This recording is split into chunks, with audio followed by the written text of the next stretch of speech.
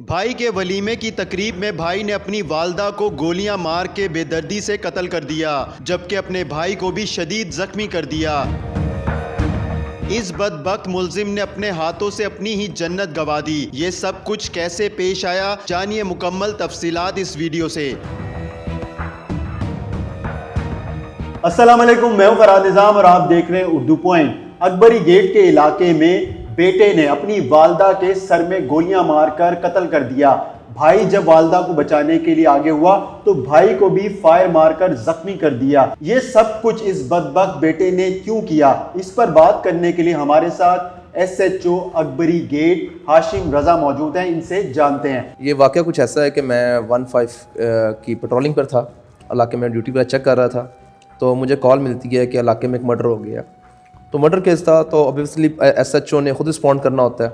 मैं फ़ौरन वहाँ मौका पे पहुँचा तो मुझे पता चला कि एक औरत जिसका नाम शबाना बीबी था, उम्र को 50-55 साल है, वो मर्डर हो गई है। मैंने फ़ौरन मौका से जो गिरदन वहाँ पे जो शवाहिद थे इकट्ठे करने शुरू किए।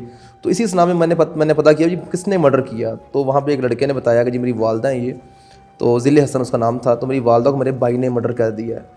तो वो शॉकिंग कंडीशन में था उस टाइम, जैसे बंदा बिल्कुल ट्रॉमा में होता है, उसे बोला भी नहीं जा रहा था क्योंकि ऐसे सडन वाक़या हुआ था, तो बहुत ज़्यादा ट्रॉमा में था। तो मैंने उसे बिठाया, मैं कहा बेटा मुझे बताओ सारा वाक़या बताओ कि क्या वाक़या हुआ। तो उसने मुझे बताया कि जनाब के हमारे घर में ऐसे ऐसे आज शादी थी। मेरा बड़ा भाई ज़ुहैब जो बाहर रहता है, गल्फ़ कंट्री में जॉब करता है, वो पाकिस्तान आया हुआ था।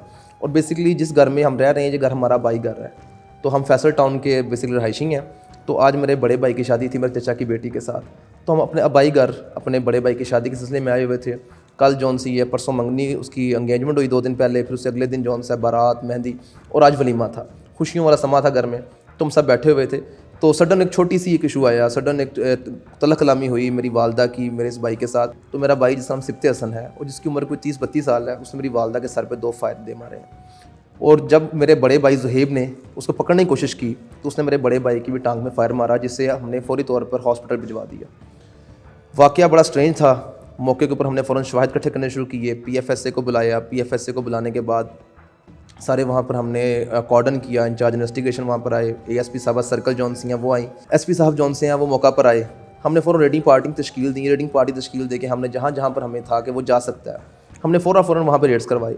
सबसे ज़्यादा परेशानी हमें ये हुई कि वो बेसिकली अपनी फैमिली के साथ ही सेटल था और घर से बहुत कम बाहर निकलता था। जब हमने पूछा भाई वो घर से बहुत कम बाहर क्यों निकलता है, तो पता चला कि उसका प्रीवियस क्रिमिनल रिकॉर्ड था। अच्छा, उसका प्रीवियस क्रिमिनल रिकॉर्ड भी था। उसने अपने छोटे भाई के इन लॉज पर भी फायरिंग की हुई थी और उस फायरिंग में भी वो मतलूब था, जिसकी वजह से उसको वो कुछ अर्सा पहले पाकिस्तान से बाहर चला गया। तकरीबन 2-3 साल पाकिस्तान से बाहर रहा, फिर पाकिस्तान आ गया, वहाँ पे भी इसके कुछ इश्यूज़ बने, पाकिस्तान आ गया, फिर ये घर से बाहर नहीं निकलता था क्योंकि ये स्टिल जॉन्स है उस मुकदमे में भी वांटेड था। तो पता चला कि जी इसके बहुत कम जॉन्स हैं ना, इसके रिलेशनशिप्स हैं, इसके फ्रेंड्स बहुत कम हैं, 1-2 इसके दोस्त हैं। हमने उनकी तरफ रेड्स किए तो हमें उसमें भी कोई खातर ख्वाह इतनी कामयाबी नहीं मिली। लेकिन हमारी नीयत थी कि हमने इसको अरेस्ट करना है, हमने इसको हर मुमकिन कोशिश करनी है। हमने उसके CDRs लिए। CDRs लेने के बाद हमने जब देखा एक लास्ट नंबर के ऊपर जैसे ही मर्डर होता है उसके 2-4 मिनट के बाद एक लास्ट कॉल होती है उसकी, और उस कॉल के बाद उसका नंबर ऑफ हो जाता है और उस पर उसकी लोकेशन भी नहीं आती। वो नंबर किसका था? वो नंबर जब हमने उस नंबर को ट्रैक किया पहले, तो वो नंबर हमें उसकी लोकेशन आई समुंदरी की। तो फिर हमने उसके घर वालों से सबसे पूछा कि भाई समुंदरी में आपके ख़्याल में आपका कौन सा कोई रिश्तेदार रहता है, कोई दोस्त रहता है। तो उन्होंने बताया कि जी समुंदरी में जो इसकी मिसिज़ है, जो कातिल था सिप्ते हसन, उसके कुछ रिलेटिव्स रहते हैं समुंदरी में। तो फिर फ़ौरन हमें आइडिया होगा कि हो सकता है इसने वहाँ पे किसी से कॉन्टैक्ट किया हो वहाँ पे जाने के लिए। हमने उस नंबर को ट्रैक किया, उस नंबर को ट्रैक करके उसकी ऑनरशिप ली।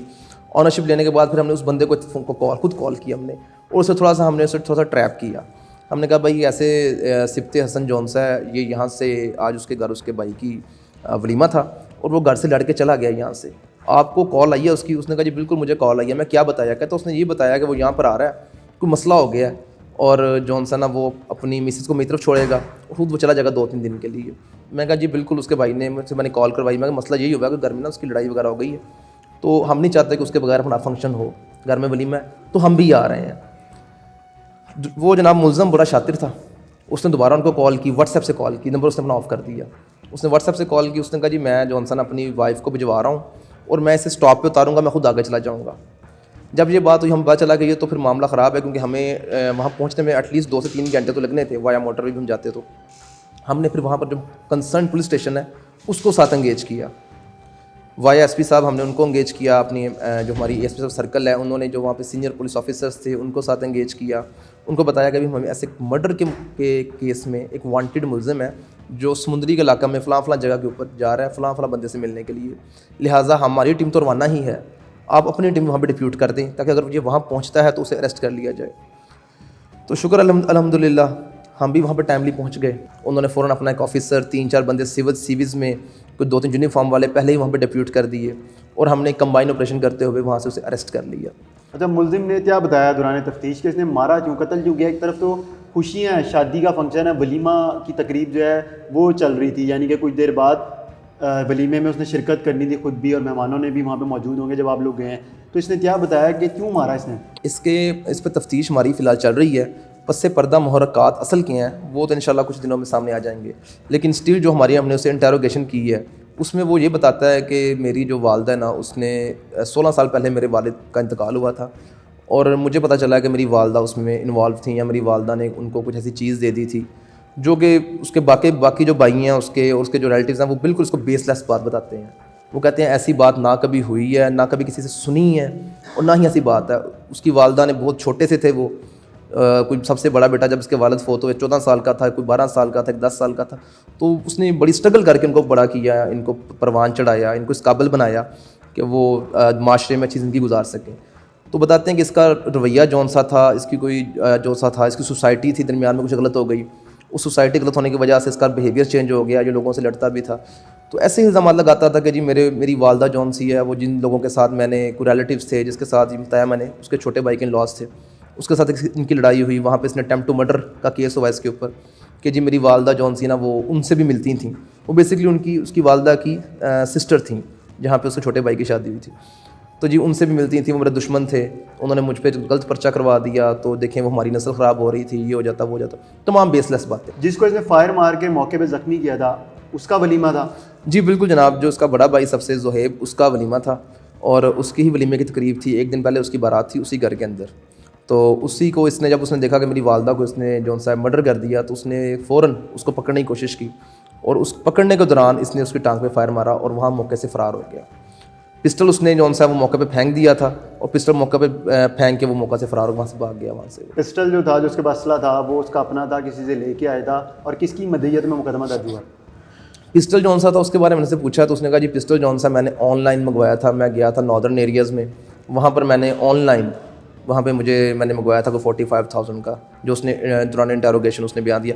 इस पर भी हम अभी नेक्स्ट कर रहे हैं, इस बात के ऊपर हमने ऐसे बिलीव नहीं किया, इस पर हम देख रहे हैं कि पिस्टल कहाँ से लिया, मज़ीद उसको वेरीफाई कर रहे हैं। जैसा कि आपने पूछा मुकदमा जौन सा उसका तीसरा भाई ज़िले हसन उसकी मुद्दत में मुकदमा दर्ज हुआ और ज़ुहैब जौन सा है वो भी उसमें चश्मदीद गवाह है जिसको फायर लगा।